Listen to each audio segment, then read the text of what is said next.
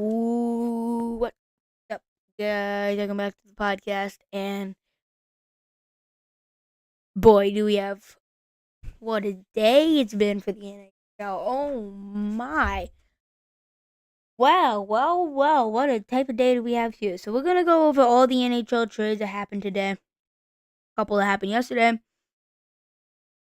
Um, Going to go over a couple extensions. A deal that happened yesterday, the Jake Wallman deal that I went over yesterday. They didn't have full details yet.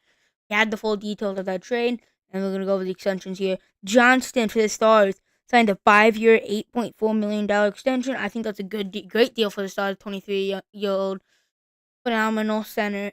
Great deal. Jonathan Kovacevic, 5-year, $4 million extension. A great number. Well, he's been number 2, number 3 defenseman for the Devils. Assuming they're fully healthy, good deal.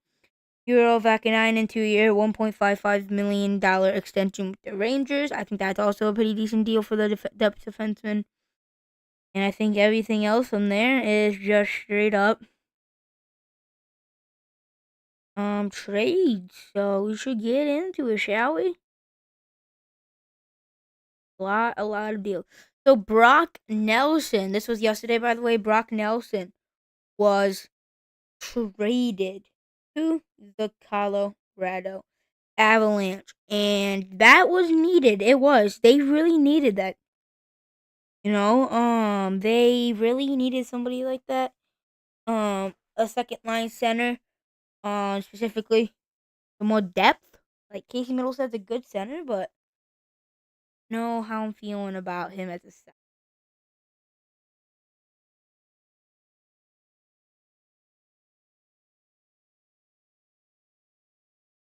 So let me see. So the Avalanche received Brock Nelson and Dufour. Islanders received Shrellington, Caleb Ritchie, who's a good prospect, 2026 first round pick, and a 2028 conditional third round pick. I think it's a good deal for the Avalanche in the sense that they get the second line center that's very well needed and a good player in Brock Nelson and really Dufour because I believe he's a prospect. The Islanders receive Shrellington. He's a good depth defense, especially if they're getting healthy now, but they were beat up for a while. Cam Ritchie's a very good prospect. 2026 first round pick, which we all know what a first round pick can turn into, and a 2028 conditional third round pick. I think it's a great return for the Islanders. So yeah, I think it was a pretty win-win deal there. We got full Wallman details. Let me look at the Jake Wallman full trade.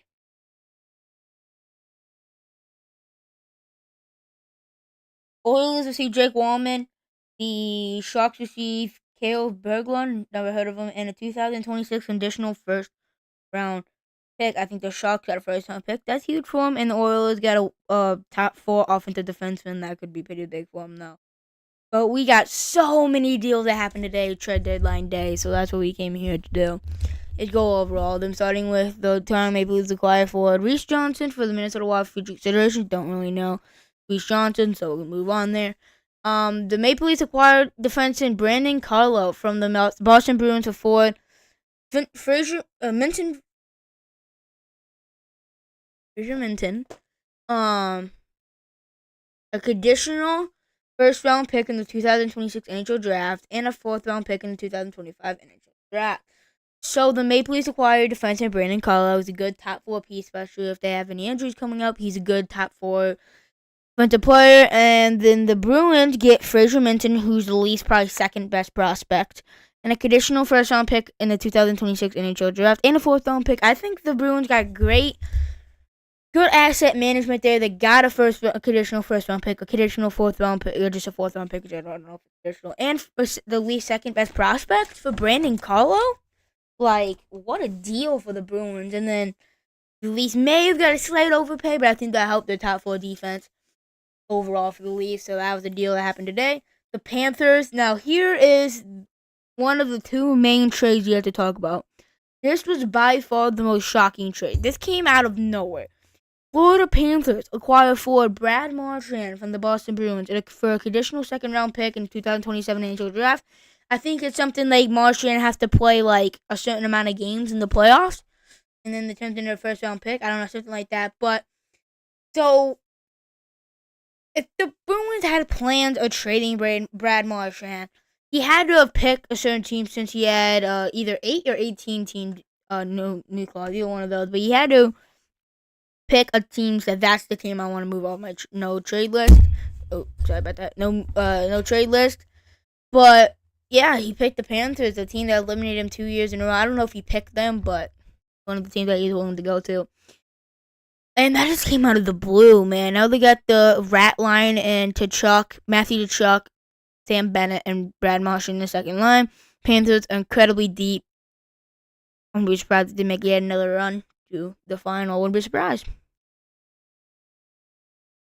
If the Bruins only get a second round pick, terrible deal. If they do end up getting a first round pick, not the greatest deal in the world, but not terrible return for Marchand. But the Panthers, like, a phenomenal deal there getting Marchand. But we got the New Jersey Devils acquiring Mark McLaurin for the Bruins for forward Daniil Mitchell. Don't know any of those guys, so we'll move on.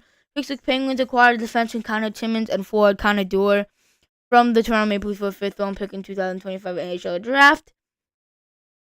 Connor Timmins, Connor Dewar, kind of depth pieces for a fifth round pick. Not that huge of a trade there. But Connor Dewar was kind of a Kyle Dubas guy from his days in Toronto, though, for sure. But also, the Ottawa Senators acquired forward Fabian Zetterlund and Tristan Robbins and a fourth round pick in the 2025 NHL draft from San Jose Sharks before Zach Opchuk and Noah Gregor in a second round pick in 2025 NHL draft. And so the Senators acquire a good middle six, who's now in the top six, but middle six forward and a fourth round pick. It's Tristan Robbins. I don't know, but. And the Sharks receive two depth pieces, I guess. The Sharks trading away a middle sixer.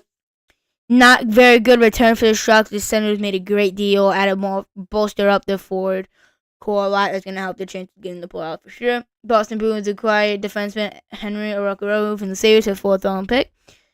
Bruins acquire Arokaro, depth defenseman, for a fourth round pick in the NHL draft. Not a terrible trade for either one of these teams. The Devils acquire Daniel Sprong from the Kraken for a seventh round pick. Daniel Sprong's bottom six forward. Kraken just get a seventh round pick. They said, hey, just take him. The Hurricanes acquire Marco and Jankowski from the Predators for a fifth round pick. Jankowski, kind of just a bottom six player again as well. For a fifth round pick, not much there. Devils acquire forwards Cody Glass and John Gurdon from the Pittsburgh Penguins, and forward Chase Stillman and Max Graham, and a third round pick. For the Devils, they get a good bottom six, maybe middle six, young defense forward and Cody Glass from the Penguins.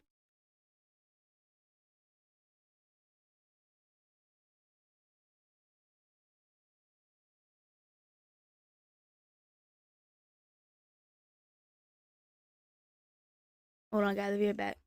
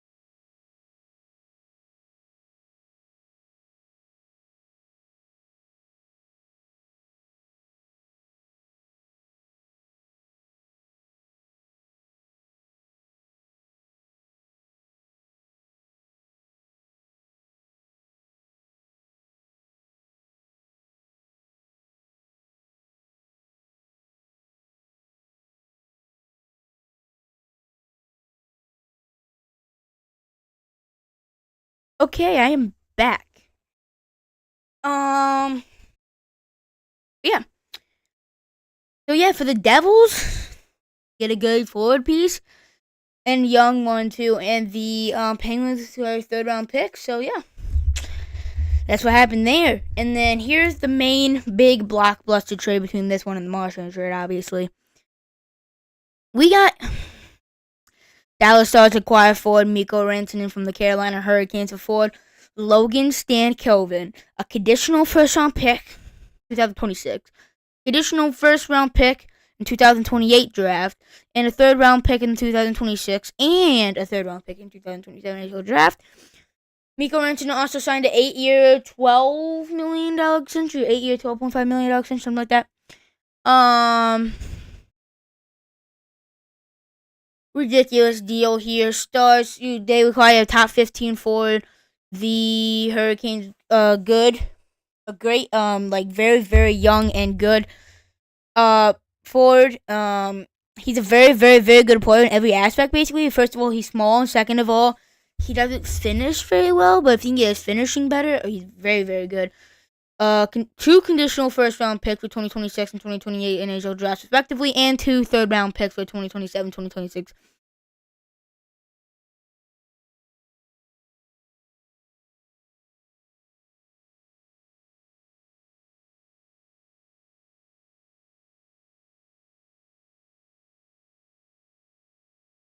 So yeah, I think that was a pretty decent deal.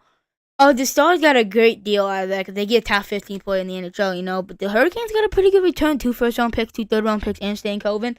Good return. I think that's a pretty win-win deal for me. Hurricanes maybe would like to get a little bit more, but I don't know. Blackhawks get Retu, just Soderstrom, and Shea Weber. With a hockey club for a fifth round pick, the Blackhawks take on Weber's contract for a fifth round pick.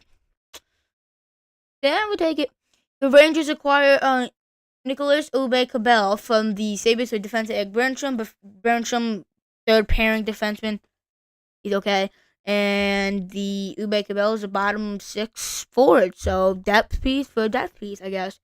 Colorado Avalanche acquired defenseman Eric Johnson for the Flyers for forward Giovanni Smith. Giovanni Smith, the Colorado Avalanche prospect, and Eric Johnson is a former Avalanche player who won the cup with him in 2022.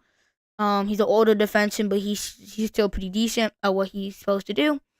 With the Avalanche acquired forward Charlie Coyle and a fifth round pick in the 2026 NHL draft from the Boston Bruins for forward Casey Middlestead, Will Zellers, and a second round pick this year. I really think this deal for the Avalanche is kind of questionable because, I mean, you would rather have Charlie Coyle than Casey Middlestead in that third center position behind Brock Nelson in the defensive role. But if you got somebody like Casey Middlestead, you trade Casey Middlestead away for one, I understand. We also traded Will Zellers, which if you follow the USHL, he's lighting the USHL up right now when it comes to the goals category, and a second round pick. For just a 1-for-1 swap that you could have done. I don't know. Poor asset management from the Avalanche, in my opinion. I see what they were doing with acquiring Coyle in the third center defensive position. I like the move for Coyle for Middlestead, but I think they gave up a little too much for that. They did get a fifth round pick in return, and then obviously Charlie Coyle, but I don't know. I think the Avalanche could have got away with giving up a little bit less, but the Bruins would take that any day. They got Casey Middlestead. You can replace Charlie Coyle. Will Zellers is a pretty good prospect, and a second round pick in 2025 NHL draft. That's a great return for somebody that is somebody that, like, you can get traded away if we get a good return. That's a great return. Not sure about those two guys in that trade, so moving on. The Maple Leafs acquired forward Scott Lawton for a fourth round pick in 2025 NHL draft and a sixth round 2027 NHL pick from the Flyers for Peter Gabrenkin and a first round pick.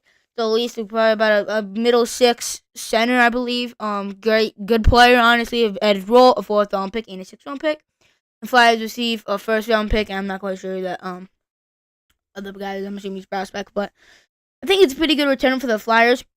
Getting a first round pick out of that, pretty dang good. If the Leafs acquire Scott Long, he's going to help them with depth. They needed depth, and they started. Winnipeg Jets we acquired. They haven't had him in a little bit, but they did have him a little bit ago. Brandon Tanev from the Kraken for a second round pick. Kraken, good return, second round pick. Jets get a bottom six player. I believe he's the bottom six player. I'm not sure. Blue Jackets acquired forward Luke Cunnin From the Sharks for a 4th-round pick. Blue Jackets, Blue Cunning's not very good. 4th-round pick from the Sharks, pretty good return, honestly, for a player. It's not that great. So maybe they could flip. Maybe they can't flip that, trade deadline's over. But yeah, they can keep that for themselves. Red Wings acquired goalie Peter Mrazek and forward Craig Smith from the Blackhawks for Joe Veleno. Peter Mrazek is probably going to be the backup next year if they don't want to re-sign Alex Lyon. And forward Craig Smith was a very good bottom 6 player for the Blackhawks, very underrated. And then the Blackhawks for Joe Veleno on pace for 15 points or something like that. Having a really, really bad year. Just not the greatest player in the world. I think the Red Wings did really good there. Blackhawks, I don't know. Just doing Blackhawk things, I guess. Winnipeg Jets acquired defenseman Luke Schenn for the Pittsburgh Penguins and for a 2nd-round pick and a 4th-round pick. Jets get I think bottom 4 defenseman. He play either 2nd and 3rd pair, depending on what they want from him. And the Penguins acquire a 2nd and a 4th-round pick from him. I think that's a great deal from the Penguins. Got a couple of picks back for Luke Schenn. They just flipped. For, oh my god, who they just traded before? I don't remember, but they traded somebody else. The Kings acquired forward Andrei Kuzmenko and a 7th-round pick for the Philadelphia Flyers from a 3rd-round pick. I think from the Kings aspect, they had a good top 9 forward who can play top 6. Adds a little bit more offensive power, which is what they need if they want to make big moves in the playoffs. And the Flyers acquired a 3rd-round pick for Kuzmenko, which I think is a good deal for them. Kuzmenko, first of all, doesn't really fit John Tortorella's play style, and second of all, wasn't playing greatest in Philadelphia. I think that's a good. I think that's a win-win trade there. Ottawa Senators, another pretty big trade. Ottawa Senators acquired for Dylan Cousins, defenseman Dennis Gilbert, and a 2nd-round pick in the 2026 NHL Draft from the Buffalo Sabres for Josh Norris and defenseman Jacob Docker. Cousins can play right in the top 6 of Ottawa, bolsters up their forward core even more. Now the Ottawa Senators, if they can get healthy on the defense, specifically Thomas Chabot and Clevin can get healthy. The D-core can lock in. Elise Omar can play what we know he can. The forward core is really good on paper. They can definitely make the playoffs this year, especially with the 2 acquisitions of Dylan Cousins and Fabian Zetterlund. And they acquired a 2nd-round pick, which is very impressive. Great trade for the Senators, and the Sabres get Josh Norris and Jacob Bernardaki. Jacob Bernardaki right now is usually bottom 4 young defenseman. Josh Norris is middle 6. Also pretty young forward. Washington Capitals acquired for Anthony Beauvillier from the Penguins for a 2nd-round pick. Capitals get a bottom 6 player for some depth for the forward depth. I think that's a pretty good move from the Capitals. Get some more forward depth on that roster, and the Penguins get 2nd-round pick. 2nd-round pick for Beauvillier is a good asset manager from the Penguins, in my opinion, for sure. The Oilers acquired defenseman Jake Wallman from the Sharks with a conditional 1st-round pick and forward called Berglund. We just went over that. I think it was a good deal from the Sharks standpoint, I guess, maybe. Because the D-core is already kind of shot, so you might as well get him out of there for a 1st-round pick. I'll take that. And the Orioles get a top 4 offensive defenseman. They didn't really need that, but sure. Anaheim Ducks acquired defenseman Oliver Shellington from the Islanders for future considerations. Ducks just pick up a depth defenseman, I guess. The Avalanche acquired... Oh, yeah, we just went over that. But, yeah. That's all what I just went over right there in 15 minutes right there was all from today. The NHL is absolutely wild right now. But look. We're gonna go over we're gonna look at some lines right now. We're gonna look at some lines. Face off. Line combo.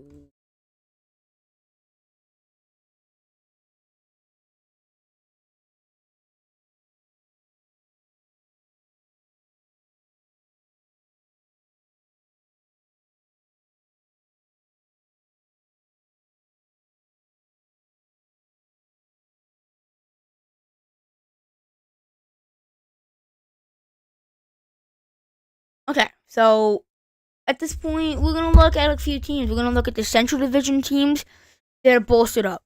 The first team out of the Central Division that I really want to take a look at here is the Dallas Stars, since acquiring Mikko Rantanen. Let's take a look here. This forward core has got to be one of the best forward cores I think I've ever seen. First line is Justin Robertson, who can be 40, 50 goal scorer if he feels like he hasn't really been this season, but he's been pretty good when he feels like it, guys. Open him can be a 90-point scorer, good defense, pretty good defense, honestly, on top line. And Mikko Rantanen is a top 15 player who can really bolster up that first line.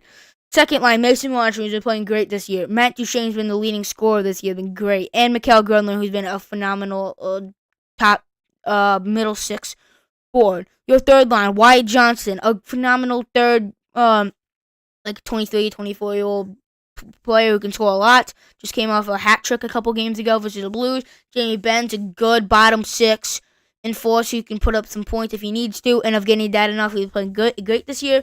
And then the fourth line, Maverick Bork, who's been playing great. He's very young and developing very well. Sam Seal's been great this year, and Oscar Back's been great this year. That forward core is nasty. This team's going to be putting up 4 goals a game, minimum. Decoys, when it gets a little bit questionable, act like Miro Heiskanen's there, though. So you would have Thomas Harley, Miro Heiskanen, Esa Lundell, Ilya Labushkin, Cody Ceci, Leonid Bichelle. Unlikely, probably how it would be. And then obviously you got Jack Andre and that starting. That team is nasty, though. I think that team could make some noise in the playoffs. I think that team could definitely make some noise in the playoffs. There's also a team that I also want to look at that kind of bolstered up this. I was already pretty high on, but they bolstered up the trade deadline. You got the Colorado Avalanche. You got that first line, obviously, has been cooking. And Nathan McKinnon can be between him and Leon Draisaitl for the Hart Trophy for sure this year. Martin Nish has been great with the Avalanche. Great fit. And Artturi Lehkonen, who's great at defense, can also put up quite a bit of points. Second line, Val Nichushkin, he's great when he plays. Jonathan Drouin's great as well. And Brock Nelson's a phenomenal top 6 center. Third line is Charlie Coyle, who's great at defensive role, can also score quite a bit of goals. Ross Colton and Logan O'Connor, great third line. And then Kiviranta Drury. Drury's a great bottom 6 defensive center. Phenomenal. Jimmy Vesey's a good fourth line guy. Great forward core as well, but the defense is where it really gets good. You got Cam McCarr, Devon Save, one of the best defensive pairs in the entire NHL. Ryan Lindgren, Josh Manson. Lindgren, pretty questionable, but Josh Manson is pretty good. And then Samuel Garage, really good as well, and Middleton. In addition to them, Mackenzie Blackwood's been good for the most part. Definitely had his moments, but good for the most part for sure. So yeah, it's really just the Central Division stacked this year. The Avalanche and the Stars. If that series does happen, which it honestly is very possible, that could happen in the first round. If the Avalanche overtake the Wild for that third Central spot, it's very possible that it does happen, especially with the Wild added Nyquist, but besides that, they added someone else too, but no one really notable that's really going to bolster the lineup. So I think the Avalanche are going to end up overtaking the Wild for that third spot. I think it's going to be Stars Avalanche first round matchup, and oh my god, that series would be phenomenal. That series would be absolutely magical to watch. Look at the Jets, who was my cut pick. I'm still sticking with it. First line, Scheifele, Velarde, Kyle Connor. Oh my goodness, goals galore, bro. Second line, Nick Ehlers, Nemestikov, Cole Perfetti. Great second line, can score at will as well. Third line is Adam Lowry, Nino Niederreiter, and Mason Appleton. Great third line. Alex Afal, Morgan Barron, Tanev, racking the fourth line. Phenomenal forward core as well. We know how much they can score. Defensive pairing, Josh Morrissey, DeMille has been great this year. Sandberg, Pionk, been pretty dang good this year. Stanley and Colin Miller have been pretty good this year. Obviously, we got the best goalie in the world, and that's always going to get you some extra wins. What did I just click on? Just clicked on my... Okay, we don't need that. Get back to what we are supposed to be. But, yeah, like, this team is like... this team could definitely... This is still my cut pick. So that's just out of the Central. Those 3 teams right there out of the Central. They're going to have to get past each other if they want to make it to the Western Conference Finals. The Jets are going to have to... The Stars, Avalanche, and Jets are going to all fight out just to get to the Western Conference Finals. And then let's look at the teams that are going to want to try to meet them at that point. First off, obviously the Oilers here. You got Hyman, Nugent-Hopkins, and McDavid, obviously. Phenomenal. Draisaitl, who's probably going to win the Hart Trophy this year. Victor Arvidsson and Podkolzin, great second line. Henrique and Mark Brown, good third line. Perry, Kasperi, Kapanen, Corey Perry, Mac Jones, good fourth line. Great forward core. We know how much they can score. Defensive pairings, we got Darnell Nurse. We got Darnell Nurse, Trey Stretcher. Definitely not the greatest first pairing, but it's something. Bouchard, Drake Wallman. Not very much defense, a lot of offense. They're going to score 1 million goals and let up 1,000,001 goals. And then Brett Kulak and Edmondson, and then Stuart Skinner, and that's very inconsistent. We seen him play great and steal games. We also seen him lose a lot of games. I have concerns with their defense, but we know they can score. But how they're going to keep puck out of the net, not quite sure. Look at the Knights. This is who I'm going to have meeting the Jets in the Western Conference Finals, in my opinion. You got Jack Eichel, Mark Stone, Tanner Pearson. Great first line there. And we got Brandon Saad, Tomas Hurdle, Doyev, great second line, especially Hurdle and Doyev have been playing great together. Brent Howard and Barbershop, Keaton Cole's a ridiculously good third line. And Nick Washwit and Riley Smith, phenomenal fourth line. Forward core, very good, very deep. We got defensive pairings, obviously top 5 defense in the entire NHL on paper. Nick Hague, Petrangelo, great defensive pairing. And then Hannafin, Whitecloud, and Kozak and McNabb. Think of that, but add Shea Theodore in there. Absolutely filthy. And we got Aiden Hill, who's not the greatest goaltender late in the world. Like he's not gonna be able, he's not gonna know Hellebuck, but he can definitely win some games. Like he just won the Stanley Cup 2 years ago. Like he can win you some games, especially with that stacked of a team in front of him. But let's look at the Kings here for a second before I go into anything else. Yeah. But Kevin Fiala, Byfield, Alex Lafreniere. It's been kind of inconsistent, but when that line's on, it can score. Kempe, Kopota, and Kuzmenko when he's healthy. He's not playing right now, but when he's healthy, it's a great second line. Then Trevor Moore, Denault, Fogle, great third line. Turcotte, Lewis, Denault, great fourth line. The forward core is pretty deep. It doesn't have any outstanding talent on it, which is the problem, but it's pretty deep and good talent. We got Mikey Anderson, Vladislav Gravikov, Doughty, Edmondson, and then Mover and Brent Clark. It's a great defense, honestly. Offense and defense, especially defensively. And then we got Darcy Kemper, who can hold down the fort, especially come playoffs. We know what he can do when he plays his best. So that's Pacific Division right there, with the 3 team we just went over. But we're not even talking about the Atlantic Division yet. We're going to start with the Panthers here. The Barkov, Verhage, Reinhardt, Rodriguez, Bennett, Samuskovich. Where the heck is Martian? What are we doing here? Where's Martian? Where's Martian? Where's Martian? Oh, Martian's out, and so is Matthew Chuck. That's why, but because he's hurt right now. That's why I was like, what the heck? Wait, yeah. But when they're fully healthy, the team that's actually nasty is probably the favorite to come out of the East this year. Being realistic here, like be honest here. Let's look at the Leafs here. You got Austin Matthews, Marner, Nyes, Holmberg, Tavares, Nylander. Phenomenal top 6. But we get to the bottom. Scott Lawton, Bobby McMahon, Max Domi adds so much depth. That's a great pick out, Scott Lawton. And Cam, Youngkirk, and Lawrence. Not the greatest fourth line ever, but can hold the fort down for sure. Defensive pairing, you got Morgan Riley, Brandon Carlisle. Good first defensive pairing. Then Benoit McCabe, and then Ekman and Myers.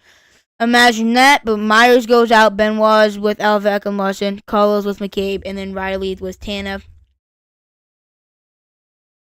Tanev's in that lineup, and then we got Joseph Woll and Stolarz, two great goalies that can steal games.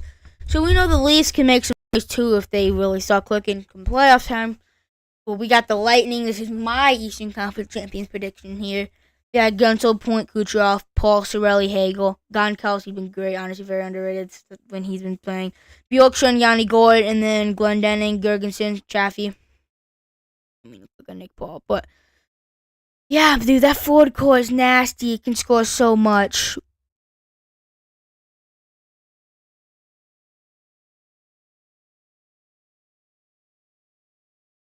Hedman, Moses, Cernak, McDonough, Lilberg, Radish. Phenomenal. And then we got Prime Vasilevsky back there.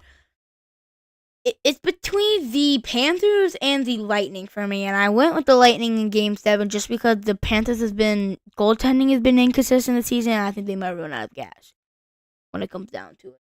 Well, I don't know, because I think they're going to have to probably meet in the second round, because I think the Panthers are going to win the Atlantic. Leafs, Lightning first round. Lightning going to get past them in 7 games, and we got the Panthers and Lightning going to go 7 games. In that 7th game, the Panthers going to not play the greatest. Lightning going to win 7 games, and they're going to go on from there. I think they'll beat the Capitals too, because I think the Capitals are going to get. I don't like the Hurricanes really that much. They're a good team, heavy forward tracking. Boy, I don't know. I'm just not feeling that, but yeah. That's kind of what we're looking at there when it comes to that. But we got to look over the USHL games, NHL games from yesterday, USHL games from yesterday and today, and then my predictions, and then we're done. We got the Phantoms defeating the Capitals 4-1, 32, 26 in favor of Madison.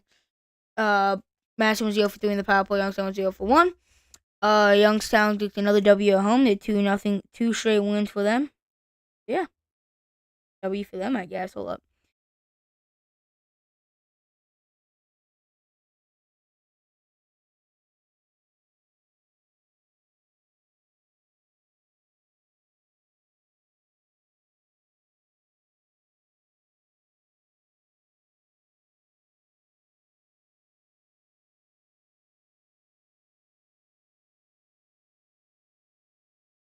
Just updating my NHL and USHL prediction rates. Hold up. Let's see. What is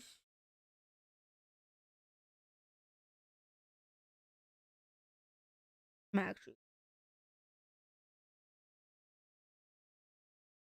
Okay. I just updated it with the games that are over right now. Well, I didn't even update that game yet. Hold up. I was gonna say I don't think that's right, but because it's not. Let me see. Gotta update it one more time.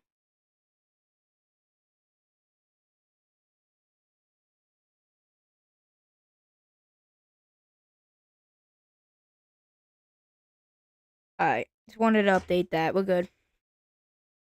And then the Sioux City Musketeers went down 3-0 versus Lincoln. They came back on the road to win 4-3. It's a 43-25 in favor of Lincoln. Sioux City went 2 for 4 on the power play. Lincoln was 0 for 5. Special teams is what really took this game over. Lincoln had 5 chances, didn't capitalize on a single one. Sioux City capitalized on 2 of the 4 chances. Special teams really was the reason.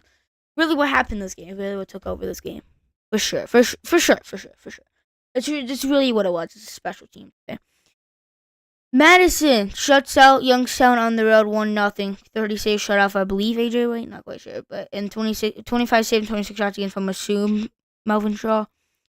Madison 1 for 3 in the power play. Youngstown 0 for 6 in the power play. Phenomenal penalty kill from Madison. Not very good power play from Youngstown on the night. McCow, do we say that? Gets the one goal for Madison. Waterloo defeat Tri-City on the road 5-1. Waterloo is 2 for 4 on the power play. Tri-City was 0 for 3. Waterloo outshoots them 43-27. So yeah, 26 saves, 27 shots against I think Hendrickson. The Rough Riders go up by quite a by let's see here. Go up by 2. Des Moines goes up by 1. Nope, they go up. No, wait. Des Moines goes up 2-0. Cedar Rapids goes up 5-2. Des Moines comes all the way back, ties the game, and in overtime, Cedar Rapids Rough Riders win at home 6-5 in overtime. Des Moines goes 1 for 6 on the power play. Cedar Rapids goes 0 for 2. That's a 30-27 in favor of Cedar Rapids. Chicago Shield upsets the Fargo Force at home 2-1 in overtime. That's a 25-23 in favor of Chicago. Chicago 1 for 5 in the power play. Fargo 0 for 2 in the power play. I did have Fargo winning this game, but I told you that if Chicago's going to win the game, it's going to be against Fargo. A team like Fargo, specifically Fargo themselves. So yeah, and I told you, and that's what happened. I should just pick them. The Dubuque Fighting Saints take down the Lumberjacks 43 in overtime. Gavin Cohenforth get the overtime winner. That's a 30-25 in favor of Dubuque. Dubuque goes 0 for 4 on the power play. Muskegon goes 0 for 1. And the Dubuque Fighting Saints make that 14 straight years the Saints have made the playoffs. They have yet to miss the playoffs a single time since they came back in 2010-2011 season. And the defending Eastern Conference champions are going to be back with vengeance, and they're going to look for it all this year. So the only 3 teams that have clinched for the playoffs this year for the USHL, Lincoln Stars out of the West, Sioux Falls Stampede out of the West, and the Big Fighting Saints out of the East. Big Fighting Saints the first Eastern Conference team to clinch a playoff spot. Team USA upsets Green Bay on the road 3-1 to 27-25 in favor of Green Bay. Team USA 1 for 2 in the power play. Green Bay goes 0 for 3. Great penalty kill from Team USA U17 squad. I believe it's U17. Lincoln blows out Sioux City on the road 7-2 for 33-20 in favor of Lincoln. Lincoln goes 1 for 7 on the power play. Sioux City goes 1 for 6 on the power play. Lincoln said, "You know what? You're gonna beat us on our home ice. You know what? We're gonna smack you on your home ice." That's exactly how that went. For sure. So yeah, we're gonna go over yesterday's NHL games, and we're gonna get out. The Red Wings outshoot the Hockey Club 40-19 at home, but they still fall.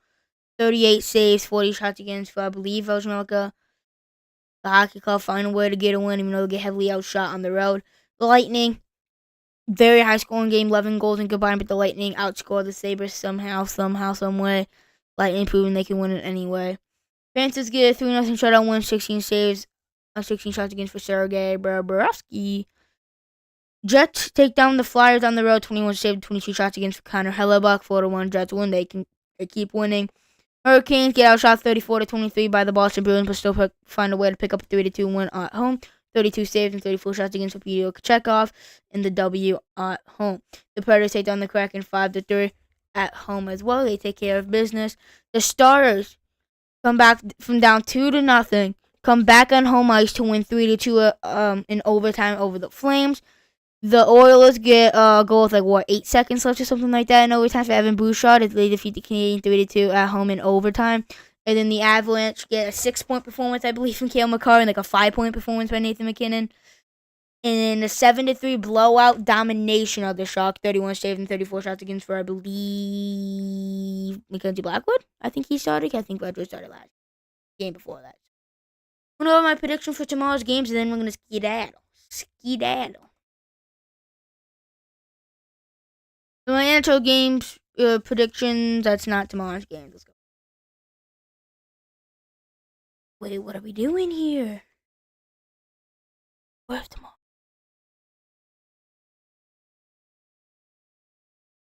Alright.